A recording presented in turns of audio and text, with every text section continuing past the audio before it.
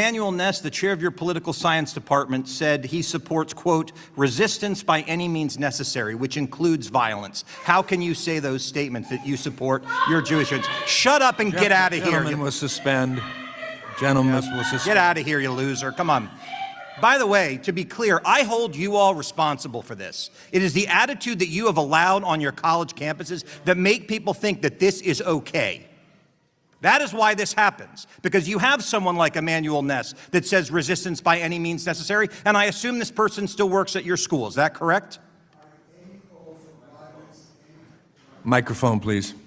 Any call for violence against Jewish members of our community is entirely unacceptable. So why does this person still work there? Any individual or faculty that has a complaint of breaking our rules, we will investigate them and take the appropriate disciplinary action if warranted. Corinna Mullen at John Jay College said after October 7th, the right of Palestinian armed resistance is just, and just last month was filmed chanting up, up, up with freedom, down, down, down with Zionist scum. This is a professor that teaches your Jewish students. How can you say you have an unwavering zero tolerance policy when this person teaches at your school? And I believe that faculty member is no longer teaching with the university.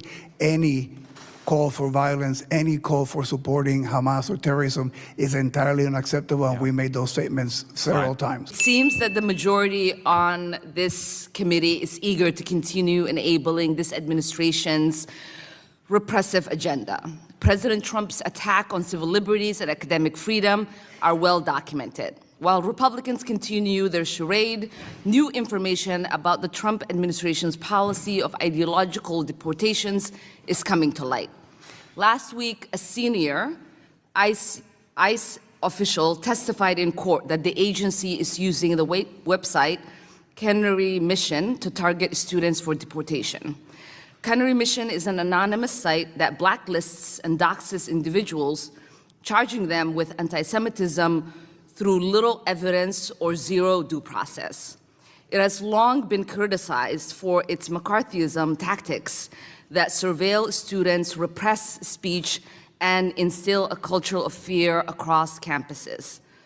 This is a site that reframes attending an anti-war protest as supporting pro-Hamas rally. It is not known who runs this site, but the agenda is clear: pro-Palestinian advocacy cannot be tolerated. And now this ideological agenda has a direct line to state power. Let's recall the high-profile case of student Romeza Ozturk, who was illegally detained by ICE and held for 6 weeks after writing an op-ed in support of Palestine. Curiously, that op-ed was published entirely a year before ICE chose to target her. But right before her abduction, Canary Mission posted a profile of her on its website accusing her of anti-Israel activism for writing the article. The same profile that ICE has now admitted to using in their internal memo. In a matter of weeks, she was picked up and her student status was terminated. Canary Mission loudly claimed credit for her detention, and it seems that credit was earned. This shameless authoritarian display of weaponizing a blacklist to crack down on political speech and detain academics is a page directly out of the McCarthy playbook.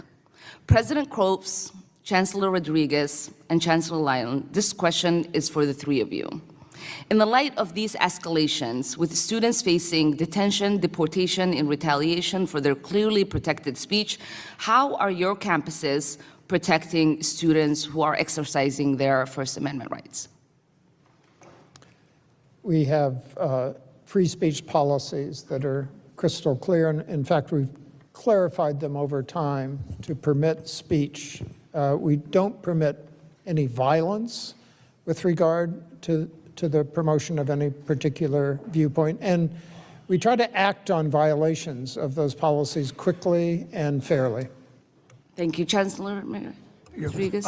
We make sure that all students are informed about our policies.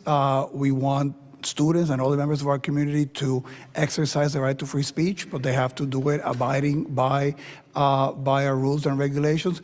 We're also investing, as I indicated earlier, in this constructive dialogue initiative. We want individuals to have the tools to have difficult conversations, to be able to have them, but to do them in a way that is respectful and civilized. And the best way also to empower the students is to provide them with information. Chancellor Lyons? We are supporting with education and training over 30 anti-bias initiatives to make sure that students can see into these issues more deeply. New curriculum, like what I mentioned earlier, a course like openness to opposing views, sharpening where the no tolerance lines are, which was very, very helpful, I believe, for the students to feel like they could safely express their free speech rights.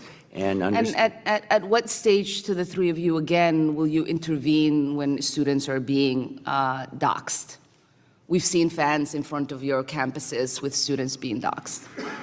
Well, at Berkeley, the question there is if a doxing or other discrimination or harassment event would be reported, and we would follow it up with an investigation and make a decision. And we have a webpage that we indicate to members of the community as a resource for the different things that can be done if someone is a subject of doxing. Reports of doxing are acted on quite quickly and investigated. Appreciate that. Thank you, and I yield back.